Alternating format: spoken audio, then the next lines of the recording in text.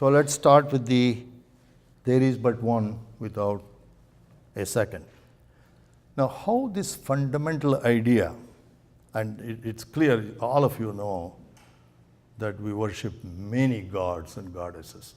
So if it started with this interesting idea, fundamental idea, how did we end up? This ended up only as an ideal, while we continue partaking in elaborate rituals, worshipping a multitude of gods and goddesses. It's a fascinating story in itself and needs a separate discussion. Suffice it to say that this basic principle, while intact, was considered too abstract to many, and therefore attempts to visualize something more tangible came about.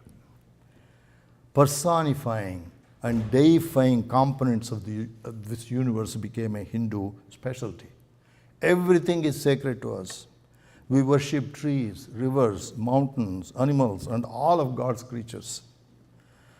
When we step on the earth in the morning after waking up, we beg forgiveness from Goddess, Mother Goddess, Earth, for stepping on her. We chant our salutations to the divinities in the 7 sacred rivers as we bathe. We salute prana, the sacred breath of life, when we partake food. The Upanishads warn us to be aware of the fundamentals and not be distracted by mere rituals. And yet we do continue to do that. Rituals and worships and ceremonies, the Upanishads say, are meant to be just a first step towards the realization.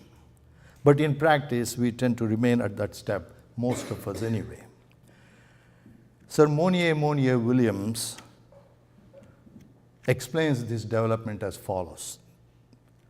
He says, it is a creed based on an original, simple, pantheistic doctrine, but branching out into an endless variety of polytheistic superstition.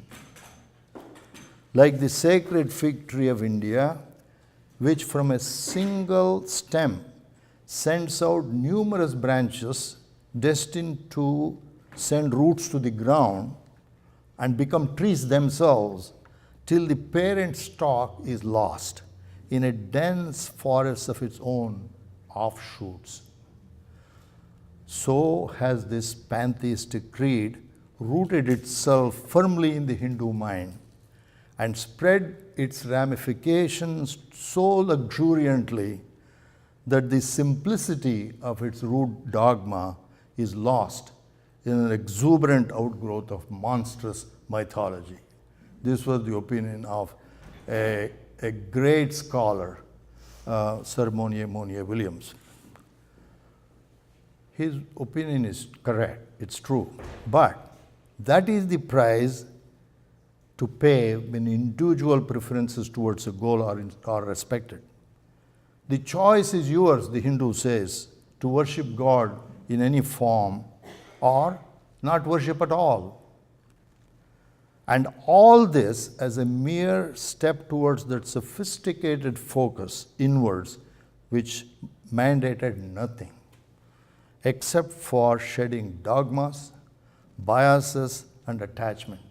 So the root dogma is not quite lost, because how else can we explain this simple prayer offered during worships by Hindus, irrespective of what god or goddess is the object of worship?